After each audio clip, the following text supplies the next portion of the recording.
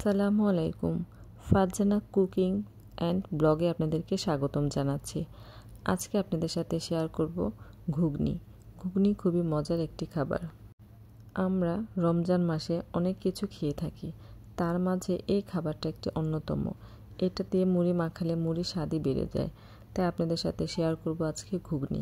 ঘুগনির জন্য আমি প্রথমে খুব ভালোভাবে পরিষ্কার করে এখানে ভিজিয়ে নিয়েছিলাম। আমরা যে পুটি খাই সেই বুট ভিজিয়ে রেখেছিলাম।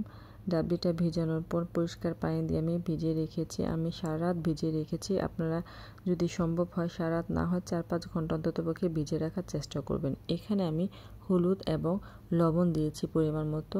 এখন আমি এটাকে খুব ভালোভাবে সেদ্ধ করে নেব। এখানে আমি দিব হচ্ছে আদা রসুন পেস্ট এবং জিরা পেস্ট। আর এখানে আমি কিছু আলু দিয়েছিলাম। আপনারা চাইলে দিতে পারেন, না চাইলে নাও দিতে পারেন।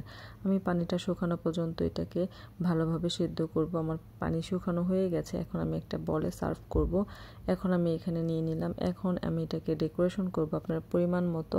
এখানে আপনাদের ইচ্ছা মতো দিয়ে দিবেন। এখানে আমি কিছু শসা দিয়েছিলাম, এখানে দিয়েছি কিছু টমেটো এবং আমার কাছে পাকা এই কাঁচামরিচগুলো খুবই ভালো লাগে, সেই জন্য দিয়েছি। এবং দিয়েছি কাঁচামরিচটা সবুজটা এবং দিয়েছি কিছু এখানে পেঁয়াজ কুচি। এখানে আপনারা পেঁয়াজ বেরেস্তাও দিতে পারেন।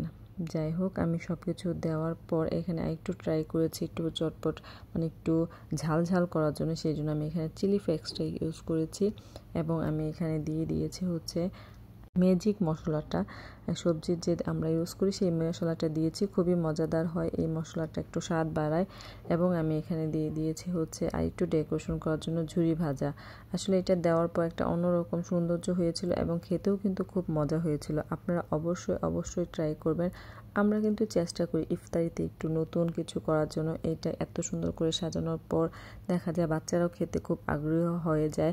যাই হোক, এখানে কিন্তু আমি তেঁতুলের সসটা ইউজ করিনি। আপনারা চাইলে এখানে তেঁতুলের টকটাও দিতে পারেন। আসলে আমি মুড়ি দিয়ে খাবো, সেই জন্য আমি এটাকে তেঁতুলের টকটা দিইনি। আপনারা চাইলে তেঁতুলের টকও ইউজ করতে পারেন।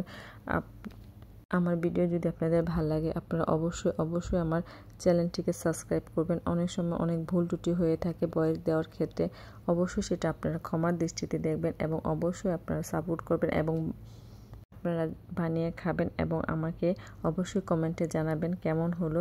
ঝুরি ভাজা দেওয়ার পর কিন্তু একটা অন্যরকম সৌন্দর্য হয়ে গিয়েছে। আপনারা অবশ্যই বাসায় ট্রাই করবেন এবং আমার চ্যানেলটিকে সাবস্ক্রাইব করবেন এবং পাশে থাকবেন। ধন্যবাদ সবাইকে। আল্লাহ হাফেজ।